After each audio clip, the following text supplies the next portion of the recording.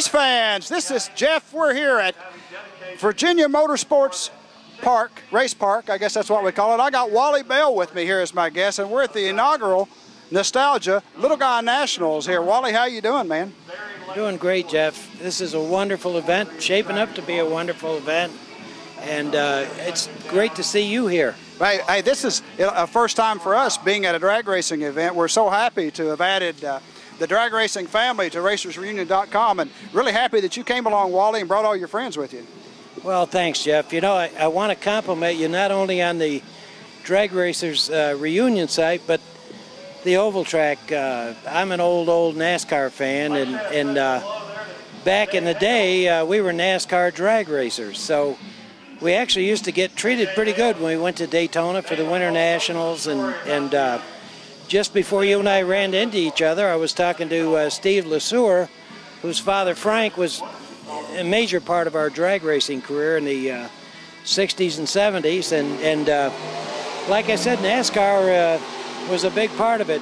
This reunion is really cool. The Little Guy Nationals was quite an event that he used to hold in Virginia. At the Suffolk Raceway, right? That's where it came from? Yes, sir. It was down at the old airport down there, and our sport was born on World War II airports. Yeah, that's cool. You know, look, I'm an old drag racer. I did it the illegal way on the street back in the day. You know, I can talk about that now, right? But I've always been a drag racing fan. Then I went the way of oval track racing and got involved in racing. But man, I love drag racing. I love the sound of those engines, and to be a part of this thing, this reunion for the Suffolk Raceway and this Little Guy Nationals thing is really cool, and hope we can do a lot of these things. Now, tell me, Wally, for me and the rest of the people here, about your racing background, how you got involved, and what you did in drag racing. Well, Jeff, believe it or not, it all started for me in my hometown of Owego, New York.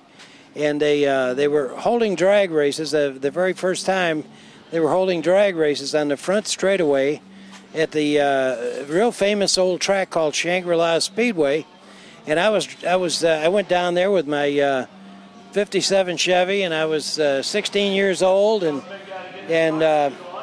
entered the car and kind of looked at what you had to do and so on, and the sport was pretty new, you know, and the sport was probably only about 10 years old then, and so anyway, we did pretty well that day, and won a trophy and beat the other cars, and like you, I had done some things on the highway I shouldn't be doing, and I always wanted to be an IndyCar driver. That's what I dreamed of doing when I was a kid, and I knew the steps. You know, I had to go through the sprint cars and stock cars and then on to Indy.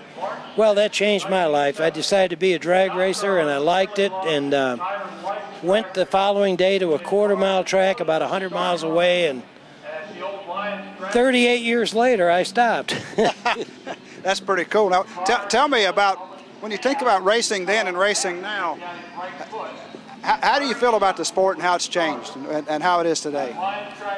Well, you know, it's great, Jeff. In one way, my end of the sport, I was very, very fortunate. From the mid-'80s through 2001, I raced a pro modified car, and I was fortunate enough to, and simply stated, they were the doors open and close, and everything else is pretty much run what you brung.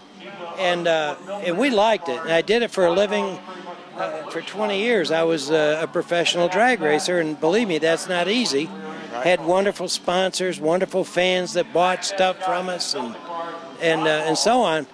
But what in other words, I see it pretty healthy, because there are organizations now. For an example, the ADRL, American Drag Racing League. They put on every bit as good a show as NHRA does, and IHRA, who are both great. I'm not in any way demeaning them, but from my perspective, the sport's alive and well. John Force has put a great face on it. I don't care. I'm not the brightest sales and marketing mind, but I've made my way in the world, and I sure like what he's done. He's carried that torch to another level, and Yeah, I don't mean to be so lengthy. Drag racing's pretty good today, I think. Yeah, no, it's okay to be lengthy. That's what we want to hear about. We want to hear about what Wally Bell thinks about drag racing today. And you know, you mentioned John Force, and it's always amazing how a sport rallies around someone like that. You know, I mean, the way golf has rallied around Tiger Woods, and you know, and how it affects the overall sport. Now you look at NASCAR racing and all the you know, what Dale Earnhardt did to NASCAR and did for NASCAR, and of course now you got Dale Earnhardt Jr. And I think it's cool to hear a guy like you who's been around the sport for that length of time to say that you like it now, because so many people think, you know, say about it doesn't matter what we're talking about. Most of us liked it better then than we do now, you know. But well, they do. You know, it's true. People that say it was better then, it was, you know, and all that, it was certainly different in some ways. Yep. It's safer, it's faster, it's better, it's a better show. I know as a guy that watches the NASCAR races, it's phenomenal to see what they're doing today. Yeah, I'll always love David Pearson. I'll always love Cale Yarborough and Bobby Allison. But I've certainly got plenty of people to root for now. I love the excitement of racing is incredible. You know, when we drove up today, I was telling Kay when I drove up and I heard a car going down the strip, I get chill bumps. You know, I mean, it does when you can get close enough to smell the racing fuel and the rubber. There's nothing like it, man. I don't care what I don't care what kind of racing it is. If it's got a motor and wheels and tires and makes a lot of noise and go fast, I'm in. You know, it's really amazing. I'm very fortunate that my wife was a wonderful partner through some really unique years, because truly it's like the great Frank Sinatra's song, "That's Life." Because, man, I would be riding high in April and shot down in May. I mean, these engines nowadays, as a drag race, I'm really proud to say that we have made motorsports cost a lot more money. Yeah. Because back in the day, some great drivers that would go out and compete on oval tracks ran stock engines.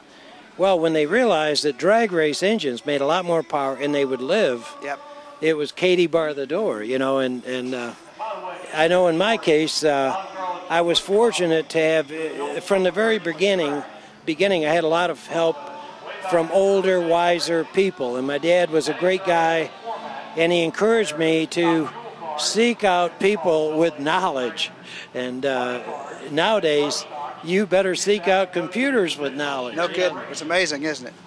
Tell us about something in your career that stands out, maybe your greatest accomplishment or accomplishments, or something that happened that was crazy and exciting. What stands out when you think back about what you did? Tell me about the things that stand out. Well, you know, I think as far as I can think of, maybe the greatest race I was ever in. You know, to me, I mean, we were fortunate enough to be in some real dandies over the years, a lot of really good ones. But we were in 1996 up in Maryland International Raceway, one of the great drag strips around here, equal to, you know, like this kind of facility like Virginia Motorsports Park is. But we were up there on a Saturday night, and there was about 25,000 people there. And there was a tremendous field of cars. And it came down to a friend of mine from Lakin, Illinois, who's a legend in Pro Modified, Animal Jim Foyer. And Animal Jim and I, as they say, tore it up. We went down a racetrack that there was dew falling from the sky, and both of us loaded those cars to make you know, a real good run. And we both went faster than the national averages at that time. Both went over 200 miles an hour, and I didn't know who won at the end. I didn't win, but it was so close I didn't know it. But there were people that were in tears after that race, and I felt it. And I don't know, it sounds kind of mushy, but I remember that one very fondly. I think the other thing in my life that in 2007 being inducted in the York US 30 Legion of Honor, and then last year, 2008, I was inducted in Henderson in the East Coast Drag Times Hall of Fame. That really makes me feel good. I just want to live long enough now, so maybe the pro mod recognition will come around. Hey, I hope so, man. That you certainly deserve it. That's for sure.